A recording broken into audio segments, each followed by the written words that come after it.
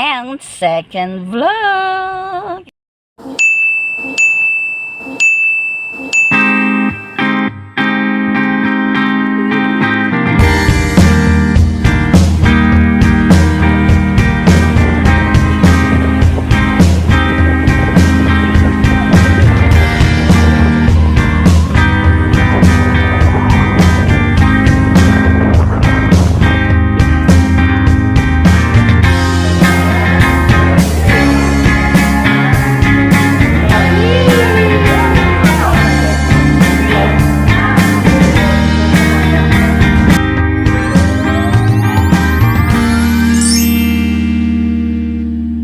Kaya din ako nagpalit ng damit at inintay ko si Lola, nagdo-DoorDash kami. Today is ano pa rin, Wednesday. Bala-bala Wednesday pero Friday. Ano na, 6:40 at masarap na asimoy ng hangin, malamig-lamig na kasi ang bana. At ngayon ipahapon na, pero mainit pa rin. Tingnan natin kung saan tayo mapupuntaan. Dito tayo sa City of Flower Hat. Amoy pagkain kasi may pinick up na si Lolo, may padalwa pa, and let's go. Pansin ko naman nga, ano ba naman yan, Haggard. Pansin ko din nga ang hilig nila sa fried rice, and si Papa Boy at kami naman talaga ay mahilig din sa fried rice, and fresh pa ba? Sa bagay, kahit kanina hindi na ako fresh. Ano, it's 8:22 na, and nagde-deliver pa si Lolo dito sa may Taytay to. Ayun si Lolo. Nakita niya. Di pala kita. May aso. Delicates, may aso.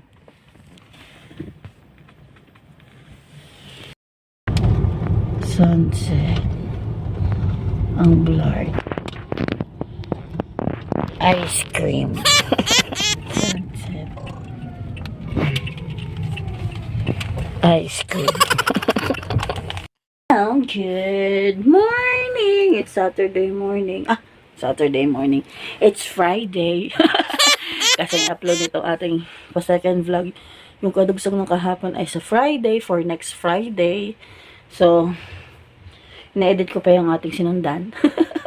Pero mapapanood nyo ito po, patas na. Eh ngayon, magpapatas nga ako ng damit. Kasi siya liit naman namang cabinet natin. Yun, kay Lolo yun, pang work niya. Then, brief. Dito ko na nilagay yung brief niya. Trunks yung brief at saka socks. Ito yung gitna akin, pambahay ko. And at saka pang bahay at saka pang hindi masyadong ginagamit. Tapos, dito yung mga iba kong pambahay na mga pants. Aayusin ko.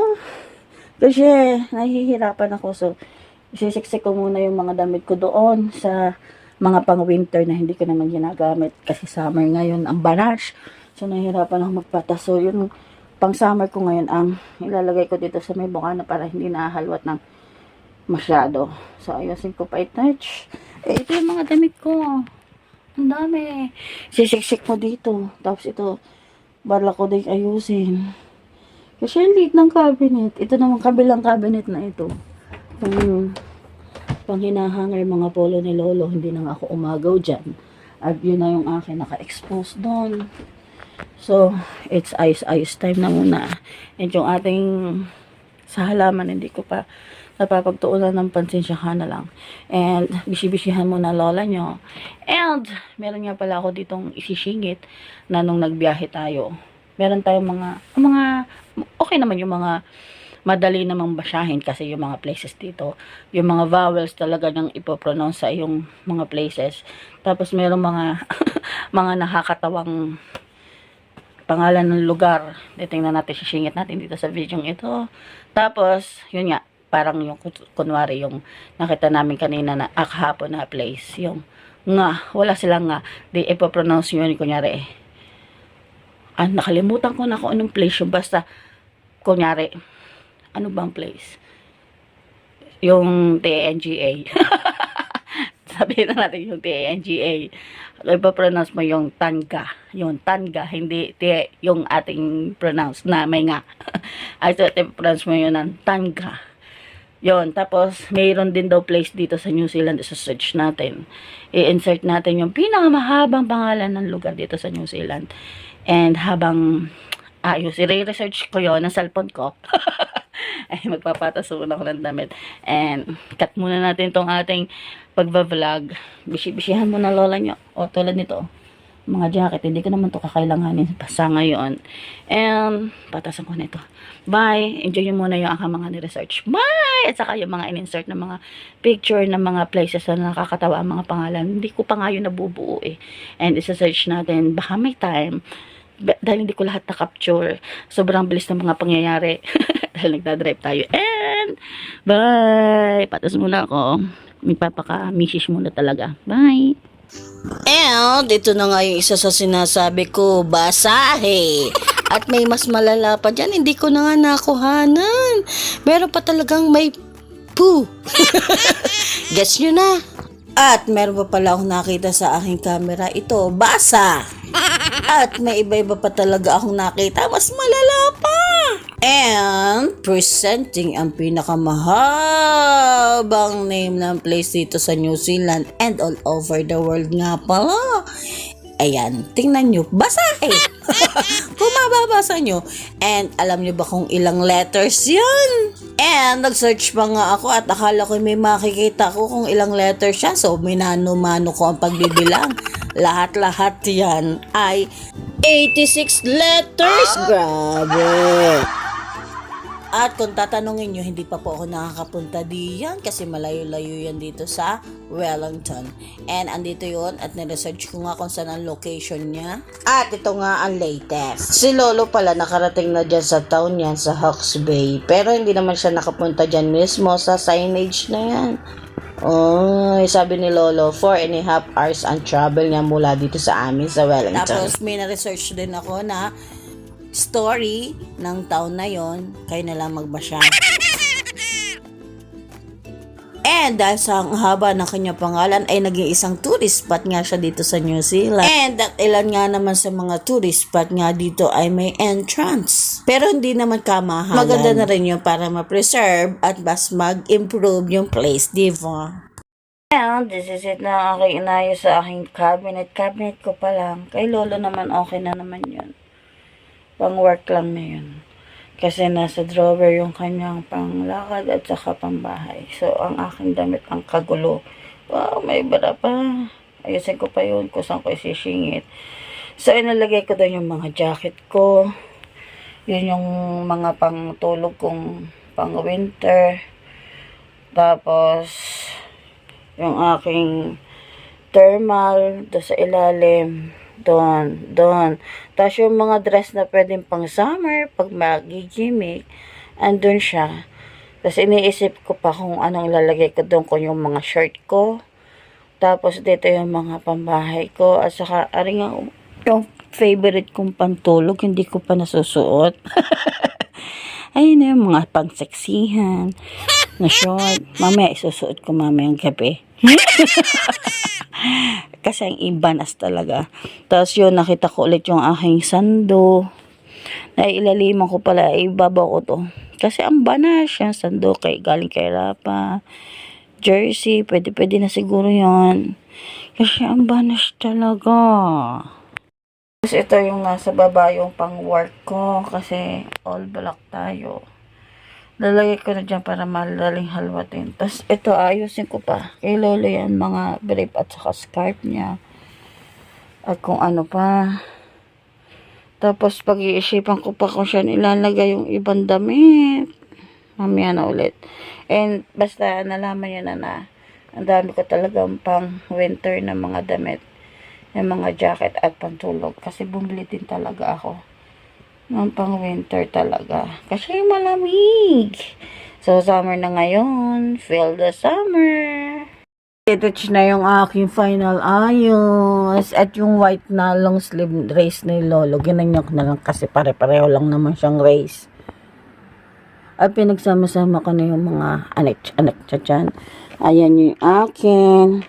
Tapos yung aking mga pang work, inisip ko na dito para mas maganda. O, diba?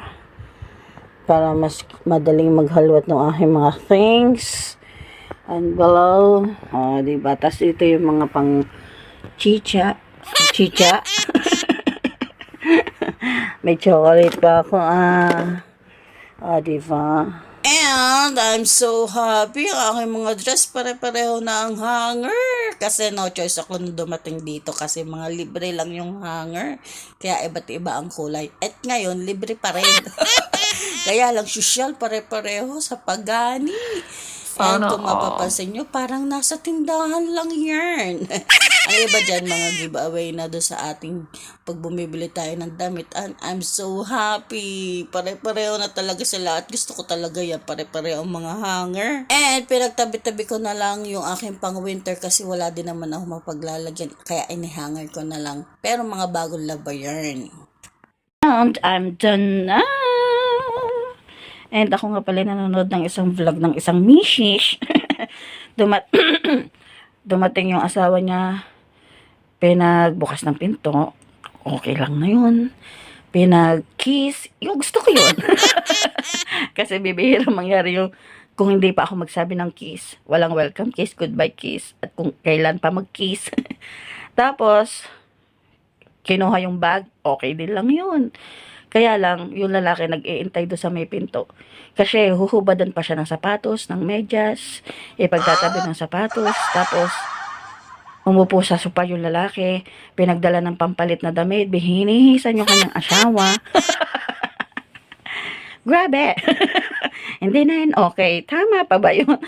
Parang mapapasana all na lang yung ibang mga lalaki kasi ginagawang parang alipin na yung kanyang asawa. Pinaghubad pa ng sapatos at medyas. So, yun nga. Tapos, binihisan pa. Ewan ko kung talagang tunay na ganun yung sa tunay na buhay. Parang hindi naman masyado. At saka, sobra na naman yun. So, yung mga babae, mga mishish, okay lang yung ipaglaba, ipaglinis ng bahay, ipagluto, ipagpatas ng damit sa cabinet, tapos mamaya guguluhin lang. Okay na yun. Pero yung minsan nga, meron pa ako nakita doon sa pinakang bandang part na kumakain sila, pinaghimay ng hipon. Pero sana, hindi na masyadong kailangan yun. Pwede, yung babae, paghimay ng hipon para gentleman. Pero yung paghimay pa ng hipon, at sinubuan pa minsan ng hipon, sabi naman ng lalaki, sure. Medyo parang hindi na normal yun. And minsan nga may mga comment din na, sobra naman yan. Parang napaka-unfair naman doon sa babae. Kaya yun, okay lang naman yung paglinis ng bahay, yung sinabi ko nga kanina. Pero sobra-sobra naman yung, pwede mo naman yung gawin on your part. Iaasa mo pa sa asawa mong babae. Oo, pagod siya. Siyempre, pagod din naman yung si Mrs., di ba? Sabi, sentimiento.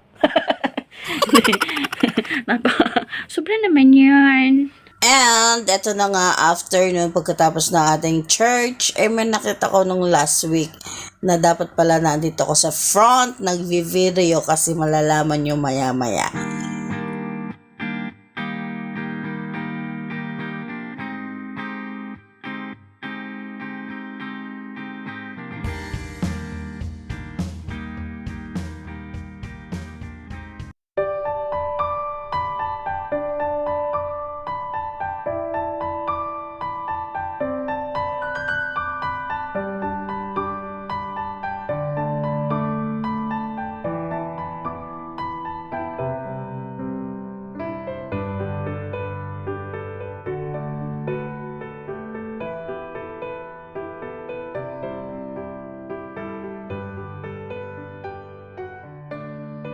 O, diba, mas tutok na tutok sa magandang view. Kaya lang, medyo cloudy. Hindi masyado makita yung bundok at saka yung dagat.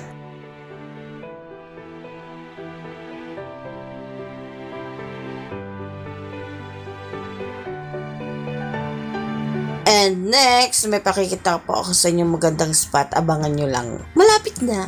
Malapit na, malapit na.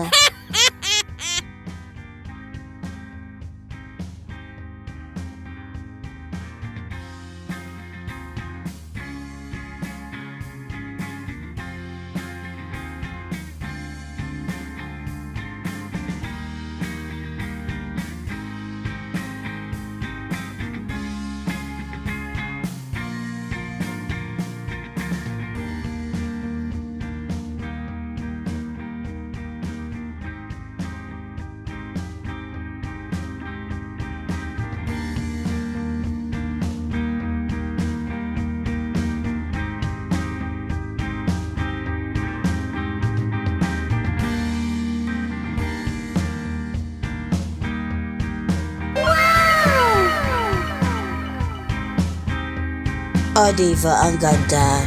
And ay salamat, may pang-vlog tayo sa Friday. And yes, abangan nyo ang ating mga susunod pang mga vlog kasi may pa-event tayo sa church. And abangan nyo ang mangyayari bukas na to. Pero mapapanood nyo pa to ay next week. Kaya see you next week. And abangan nyo pa po ang ating mga vlogs. Expect more. Video pa more. And thanks for watching. Sana patuloy po ang pag-suporta sa akin, sa Ma'am Shiplon, Tito Laarni, sa amin palang family. And see you soon. Bye. Salamat po.